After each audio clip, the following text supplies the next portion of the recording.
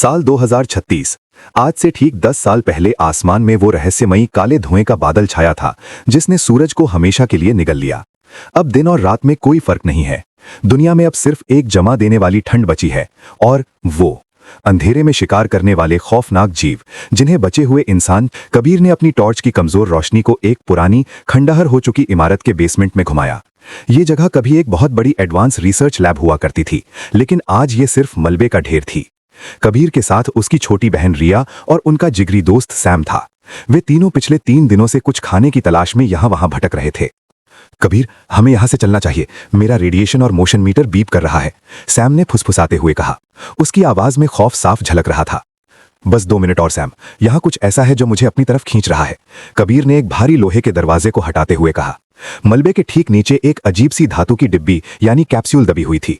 उस पर धूल की मोटी परत थी, लेकिन उसके किनारों से एक हल्की नीली रोशनी बाहर आ रही थी। कबीर के कांपते हाथों ने जैसे ही उस कैप्सूल का बटन दबाया, बेसमेंट में एक तेज नीली लेजर लाइट फैल गई। तीनों ने अपनी आंखें बंद कर लीं। जब उन्होंने आंखें खोलीं तो हवा में एक बेहद साफ और बड़ा 3D होलोग्राफिक नक्शा तैर रहा था। रिया की आंखें फटी की फटी रह गईं। भैया, ये क्या है?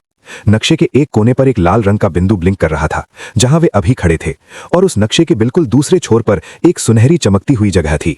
उस जगह के ऊपर बड़े अक्षरों में लिखा था, प्रोजेक्ट सूर्य नगरी, सन सिटी, मानवता का आखिरी घर।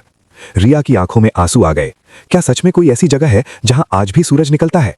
कबीर के चेहरे पर 10 साल में पहली बार उम्मीद की एक सच्ची मुस्कान आई। उसने सैम की तरफ देखा। सैम, हमें हमारी आखिरी उम्मीद मिल गई है, हम यहां से निकल रहे हैं। लेकिन कबीर इस बात से अनजान था कि उस होलोग्राफिक नक्शे की तेज नीली रोशनी बेसमेंट की टूटी हुई खिड़की से बाहर उस घने अंधेरे में जा चुकी थी। तभी बाहर के सन्नाटे को चीरते हुए एक दिल दहला देने वाली चीख सुनाई दी। क्री! सैम का चेहरा बर्फ की तरह सफेद पड़ गया। उसका मोशन मीटर पागलों की तरह लाल रंग में ब्लिंक करने लगा। कबीर, रोशनी बंद करो, छाया ने रोशनी देख ली है, वो यहां आ रहे हैं। इससे पहले कि कबीर उस नक्शे को बंद कर पाता, बेसमेंट के भारी लोहे के दरवाजे पर किसी विशाल चीज ने जोर से टक्कर मारी। धड़ाम! दरवाजे के कब्जे टूटकर दूर जा गिरे और उस घने अंधेरे में से 2 चमकती हुई लाल आंखें अंदर झांकने लगीं।